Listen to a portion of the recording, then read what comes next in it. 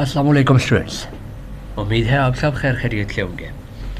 आपके subject business research method में मैं वसीम हसन आप सबको खुशामदीद कहता हूँ। आपके बिजनेस रिसर्च मेथड में आज के लेक्चर में आपका टॉपिक है हाइपोथेसिस, जिसमें हम ब्रीफ इंट्रोडक्शन पर डिस्कशन करेंगे। टाइप्स ऑफ हाइपोथेसिस देखेंगे, द रिसर्च प्रोसेस के ऊपर डिस्कशन करेंगे, स्टेप्स ऑफ रिसर्च प्रोसेस को डिस्कस करेंगे, and then last one is characteristics of research process को ब्रीफली डिस्कस करेंगे। फर्स्ट ऑफ ऑल हमने डिफाइन करना है, डिस्क्राइब करना है हाइपोथेसिस। हाइपोथेसिस क्या होता है, कैसे डिफाइन करते हैं। हाइपोथेसिस को कंसिडर किया जाता है इंटेलिजेंट गैस या प्रिडिक्शन जो कि दी जाती है, जो कि आपको मतलब आपको डायरेक्ट कर देता है जब आप प्रिडिक्शन ले रहे होते हैं या जब आप प्रिडिक्शन दे रहे होते हैं। तो यहाँ पर क्या होता है, हाइपोथेसिस आपका इंटेलिजेंट गैस होता है या प्रिडिक्शन होती है आपकी, जो कि आपको डायरेक्ट करता है या आपको डायरेक्शन देता है कि आपकी प्रॉब्लम का सलूशन या आपकी प्रॉब्लम का या आपकी क्वेश्चन का आंसर ये हो सकता है। आप कोई भी प्रॉब्लम के ऊपर अपना सलूशन फाइंड आउट करना चाह रहे हैं, तो हाइपोथेसिस आपकी प्रेडिक्शन होती है, आपकी एक्सप्लेनेशन होती है।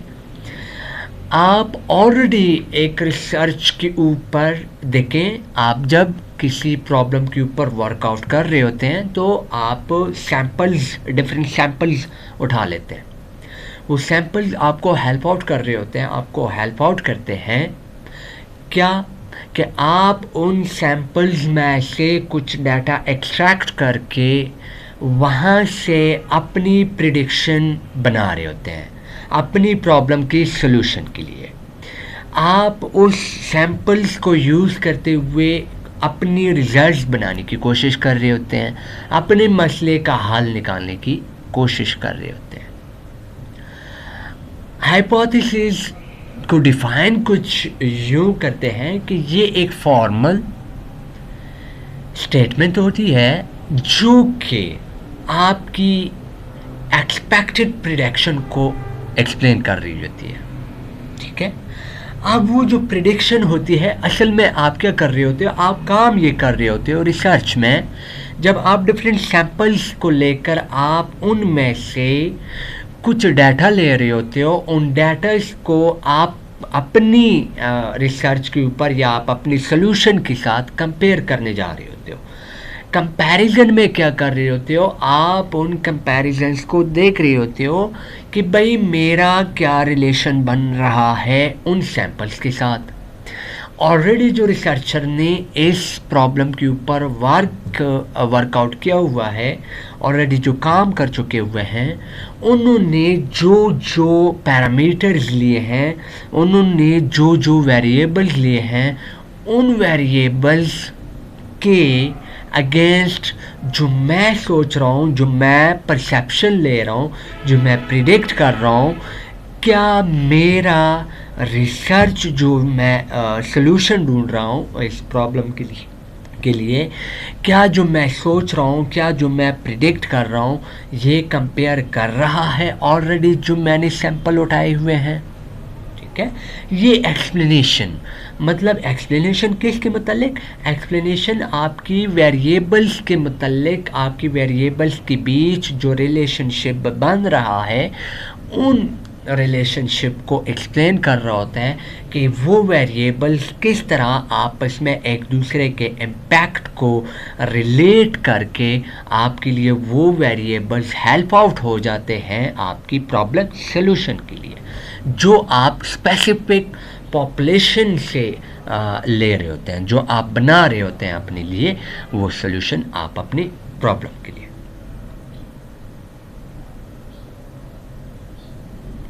अब हम जैसा कि मैंने देखा है कि मैंने आपको बताया कि हाइपोथेसिस असल में आपकी एक्सप्लेनेशन बता रही होती है आपको। जो आपने सैम्पल्स उठाए हुए होते हैं, उन सैम्पल्स में से जब आप रिलेशनशिप्स क्रिएट कर रहे होते हैं एक सोल्यूशन निकालने के लिए, तो यहाँ पर हाइपोथेसिस आपको हेल्प आउट कर रहे होते हैं उन रिलेशनशिप्स को, उन प्रॉब्लम्स को या उन वेरिएबल्स को ट्रांसलेट करने के लिए। अब इसका मकसद होना चाहिए, ठीक है। आप क्यों ट्रांसलेट करें? आप अपने मसले को, आपका हाइपोथेसिस ही बता रहा होता है कि आप किस मसले के ऊपर वर्कआउट कर रहे हैं, या आपका हाइपोथेसिस ही बता रहा होता है कि आपके पास आपके मसले का सलूशन क्या बन रहा है। वो जो सलूशन बना रहे थे वो असल में आप प्रिडिक्शन कर रहे थे। वो जो प्रिडिक्शन आप बना रहे थे वो असल में किस वजह से मुमकिन हो रहा होता है, वो आपको हाइपोथेसिस ट्रांसलेट करके बता रहा होता है, ठीक है। यहाँ से हाइपोथेसिस से ही आपकी रिसर्च का ऑब्जेक्टिव पता चल रहा होता है, उसका ऑब्जेक्टिव एक्सप्लेन हो रहा होता है कि भाई आपकी जो प्रिडिक्शन है या आपकी जो एक्सपेक्टेड आउटकम्स या रिजल्ट्स आ रहे हैं आपके उस सलूशन की हेल्प से, तो उससे आपका मकसद, आपका जो ऑब्जेक्टिव है वो वाज़ेह हो रहा होता है, ठीक है।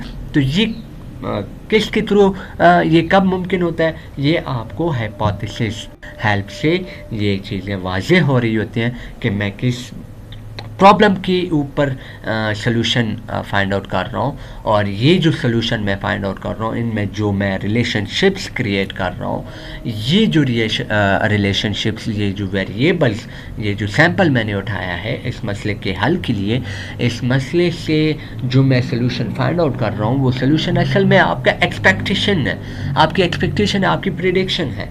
तो वो प्रिडिक्शन या वो एक्सपेक्टेशन या वो जो आपके रिजल्ट्स आप जो सोच रहे होते हो कि मेरे नज़दीक इस मसले का ये हल हो सकता है, उसमें आपको कौन बता रहा होता है? हाइपोथेसिस बता रहा होता है, ट्रांसलेट कर रहा होता है हाइपोथेसिस आपको। अब हमने देखना है कि आपकी रिसर्च में हाइपोथेसिस का कितना रोल है, कितना हाइपोथेसिस की तरफ से कंट्रीब्यूशन है, हाइपोथेसिस कितना अपना रोल कंट्रीब्यूट कर रहा होता है।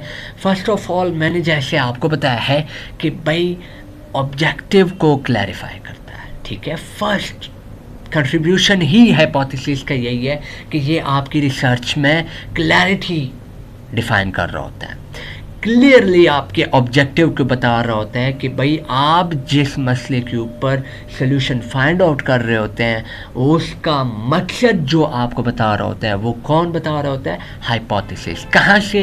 एक एक्सटर्नल यूज़र को पता चल रहा होता है कि ये रिसर्च पेपर या ये रिसर्च किस प्रॉब्लम पर पब्लिश हुआ है, या ये जो रिसर्च पेपर है किस मसले के ऊपर ये रिसर्च पेपर को पब्लिश किया गया है, तो वो कहाँ से पता चल रहा होता है? हाइपोथेसिस से, ठीक है।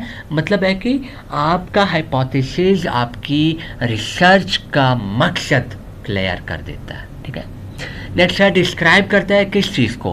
प्रिडिक्शंस को। आपकी जो एक्सपेक्टेड रिजल्ट्स होते हैं जो आपने बनाए हैं कि भाई मैंने ये सैंपल उठाए हैं, 10 बंदों से एज अ सैंपल मैंने डाटा लिया है, उस डाटा से मतलब मैं ये रिजल्ट्स एक्सट्रैक्ट कर रहा हूँ, मेरे पास ये सलूशन आ रहा है इनकी बेस पर, ठीक है। तो ये क्या करता है? हाइपोथेसिस आपकी प्रिडिक्शंस को, आपकी रिजल्ट्स को, आपके आउटकम्स को एक्सप्लेन कर रहा होता है, डिस्क्राइब कर रहा होता है। देन है इंडिकेट करता है टाइप्स ऑफ रिसर्च डिज़ाइन को। ये हाइपोथेसिस से आपको पता चल रहा होता है या इसी हाइपोथेसिस से आपकी रिसर्च की टाइप या आपकी रिसर्च की डिज़ाइन पता चल रही होती है। यही हाइपोथेसिस बता रहा होता है कि आपका हाइपोथेसिस आपका रिसर्च जो है वो डिस्क्रिप्टिव रिसर्च डिज़ाइन है या एक्सप्लोरेटरी रिसर्च डिज़ाइन है या एक्सपेरिमेंटल रिसर्च डिज़ाइन है। तो ये टाइप्स ऑफ रिसर्च डिज़ाइन जो है वो या आपके हाइपोथेसिस से पता चल रहा होता है कि हम कौन सी रिसर्च डिज़ाइन के तहत हम इस मसले का जो है या हम रिसर्च डिज़ाइन कर रहे हैं, ठीक है। लास्ट वन है फैसिलिटेट करता है डाटा कलेक्शन को। डाटा कलेक्शन मतलब है कि जब आप टेस्टिंग कर रहे होते हैं तो ज़ाहिरी बात है आपने सैंपल लिया हुआ है, वो सैंपल असल में क्या है, वो सैंपल असल में आपके लिए डाटा कलेक्शन है। उन्हीं सैंपल्स को बेस बनाते हुए आप डिफरेंट सोर्सेज से डाटा कलेक्ट कर रहे होते हो। जब डाटा कलेक्शन हो जाती है आप उस डाटा के ऊपर एनालिसिस करना शुरू कर देते हो, ठीक है, एनालाइज करते हो, कंपैरिजन्स शुरू कर देते हो उसके ऊपर, डिफरेंट सोर्सेज से आप एनालाइज कर रहे होते हो, उसके ऊपर स्टेटिस्टिकली टेस्टिंग शुरू कर देते हो, ठीक है।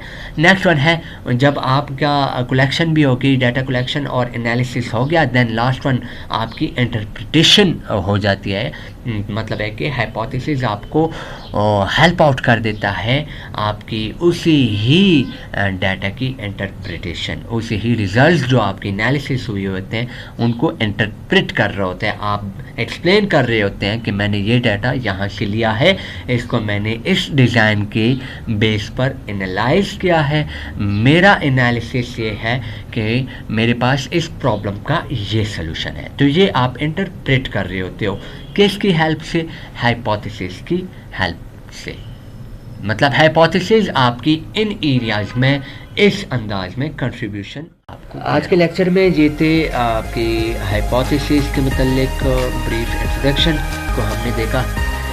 फर्दर इस लेक्चर में अगर आपकी तरफ से कोई क्वेरी है, आपकी मिसअंडरस्टैंडिंग है, कोई भी कॉन्सेप्ट अगर आपको मिस हो रहा है, अंडरस्टैंडिंग हो रहा, तो आप इजीली ईमेल के थ्रू, व्हाट्सएप के थ्रू, कमेंट्स के थ्रू आप मुझे अपना क्वेश्चन, अपनी क्वेरी पोस्ट कर